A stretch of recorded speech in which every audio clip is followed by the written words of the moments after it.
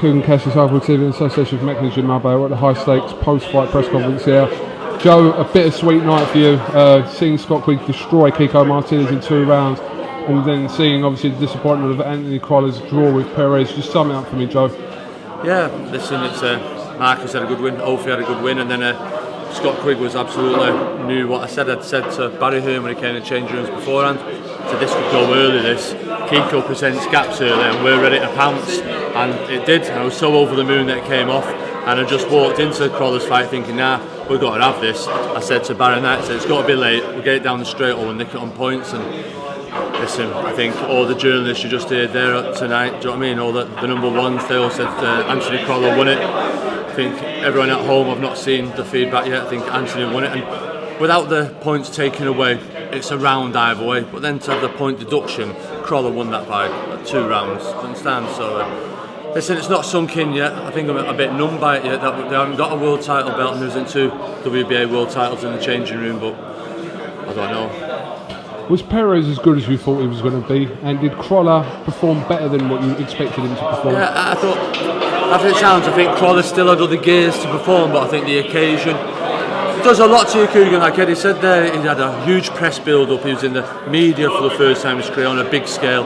He's done a lot of awful media, the build-up to the fight, walking into the arena, Michael Buffer introduced. That's a lot to take in, and you see some of the rounds there, I thought, I won't say he's tired, but he's beginning to drain, but then he picked it up again and came strong, and they were pepped up, and Perez landed some big shots, big right hands, big right uppercuts, and Crolla came through them well and kept the pressure on him, and yeah, like I say, I think Perez was as good, but I thought also Anthony raised his game, but I'm stood here and we didn't win, and it's hard to say, well, we should have raised a bit more, but I do feel in a rematch, I think Anthony will believe in his performance now that he is world level. People didn't think Crolla was world level, and just proved tonight he is. Eddie N's talking about trying to get WBA to order an immediate rematch. You'll be the firm backer of that. KUGAN, I was looking at the scorecards over Buffer's shoulder. The last 2 rounds, it's like one of the judges playing noughts and crosses, mate. There was 10s, 9s, 8s flying all over the place, mate.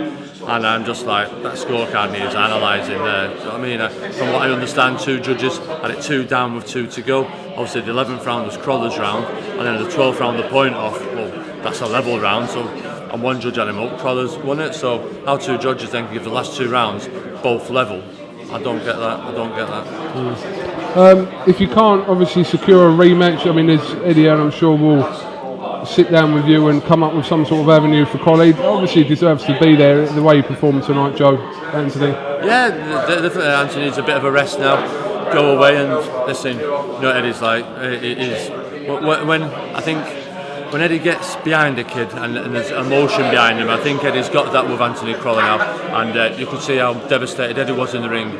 I know Eddie's got to go back, have a word with Barry, and pay him a shed load of money and get him back, and you know that arena will be sold out when that comes back. It's a fantastic fight, and it's like water through your hand. We just can't grab it, isn't it? So there you go. And just finally, obviously, Kiko Martinez today was destroyed inside 2 rounds, and this is what people have been looking to see whether Scott Quigg can do, and he done it tonight in brilliant fashion. So they're going to be looking for opponents like the Daenerys and the people you've mentioned to be next to Scott Quigg. Yeah, Daenerys a great fight. It's one that we've asked Eddie to start negotiations with, and I think it's a real possibility.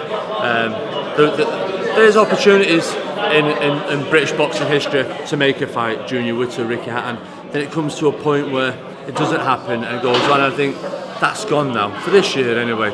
I think you've seen Quigg now tonight, he's got to change, and don't let anyone start taking all that Martinez was shot after Frampton. That's all nonsense. That was a peach of a shot, and listen, we're just quietly confident. We know when that fight happens we'll win, and we'll win spectacular again. Just finally, how would you just sum up how you feel right now? When we talk about Quigg, giddy. Talk about Crolla, fuck's sake.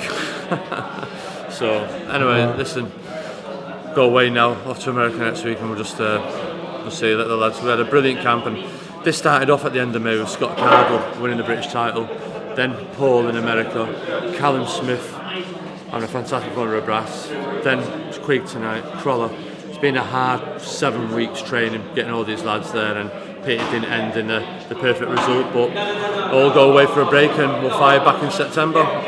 Alright Joe, listen, thanks for giving us a bit of your time, and like I said, a bit of a bittersweet night for you, but back to the drawing board. Do you think he would? won? 2 rounds. Yeah, okay, thank you. 2 rounds. I've not come across someone yet, I didn't think he won, so thank you, there you go. Alright. Brilliant. Alright, thank you, KUGAN. Thank you very Cheers, much. thanks, Cheers, mate. mate.